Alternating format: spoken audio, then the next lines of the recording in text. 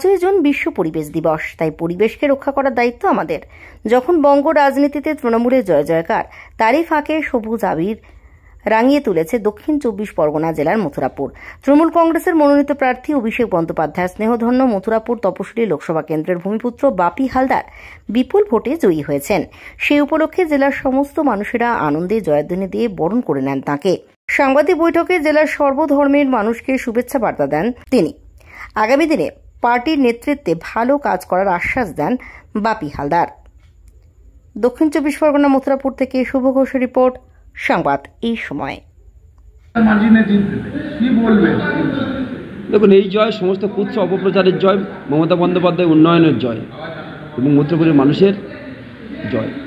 আমার প্রিয় নেত্রী মমতা বন্দ্যোপাধ্যায়ের জয়, প্রিয় নেতা অভিষেক বন্দ্যোপাধ্যায়ের জয়। আমি এই জয়কে সমস্ত মথুরাপুরবাসীকে ডেডিকেট করলাম এবং আমার প্রিয় নেত্রী এবং আমার প্রিয় নেতা অভিষেক বন্দ্যোপাধ্যায়কে। অভিষেক বন্দ্যোপাধ্যায় ভারতবর্ষের এই মুহূর্তে ভারতবর্ষের নেতৃত্ব যে দিতে পারে সেটা আজকে প্রমাণ হয়েছে। সারা ভারতবর্ষে যত সাংসদ আছে সর্বাধিক ভোটে, রেকর্ড ভোটে তিনি জয়ী হয়েছেন। তিনি প্রমাণ করেছেন যে প্রধানমন্ত্রীর থেকে, স্বরাষ্ট্রমন্ত্রীর থেকে জনপ্রিয়তা বেশি অভিষেক বন্দ্যোপাধ্যায়। এটা আজকে প্রমাণিত এবং এই দায়কে মেনে নিয়ে প্রধানমন্ত্রীর পদত্যাগ করা উচিত।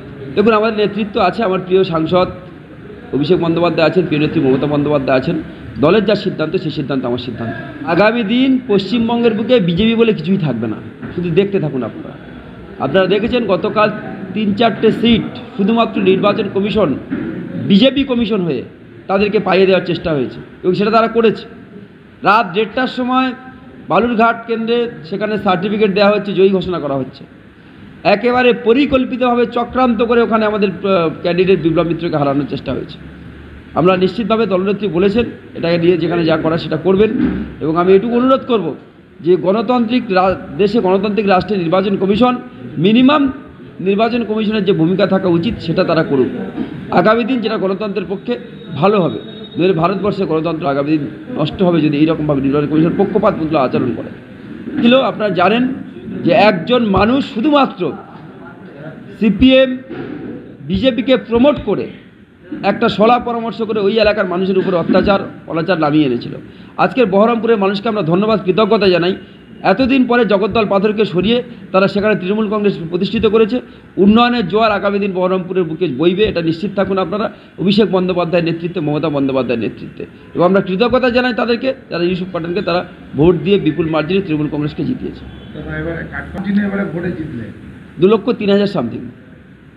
এবারে আপনি এই লোকসভা মথুরাপুর থেকে জিতেছেন, কি মানুষের জন্য করবেন বা কি চিন্তা ভাবনা রয়েছে? দেখুন, প্রচুর কাজ আছে এখানে। আপনারা জানেন কেন্দ্রীয় সরকার বারে বারে বঞ্চনা করেছে আমাদের, বিশেষ করে নদীমাতৃক এরিয়া, উপকূলবর্তী এরিয়া, সেখানে বহু নদীমাত রয়েছে যেগুলো কংক্রিটে তৈরি করতে হবে।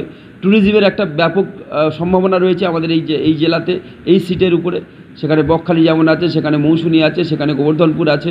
কিন্তু বারে বারে কেন্দ্রীয় সরকার আমাদের বঞ্চনা করেছে এবং আমাদের যে মূল লক্ষ্য মুড়িগঙ্গা নদীর উপরে আমাদের সেতু নির্মাণ করা, যেটাতে গঙ্গাসাগর সাথে মূল ভূখণ্ডের সাথে সরাসরি যোগাযোগ স্থাপন করা যায়, সেটা করার প্রয়োজন আছে। সাথে সাথে কপিলমুনির যে আশ্রম, সেখানে সৌন্দর্যায়ন থেকে শুরু করে সেই মেলাটাকে জাতীয় মেলা হিসেবে ঘোষণা করতে হবে, এই দাবি আমাদের থাকবে।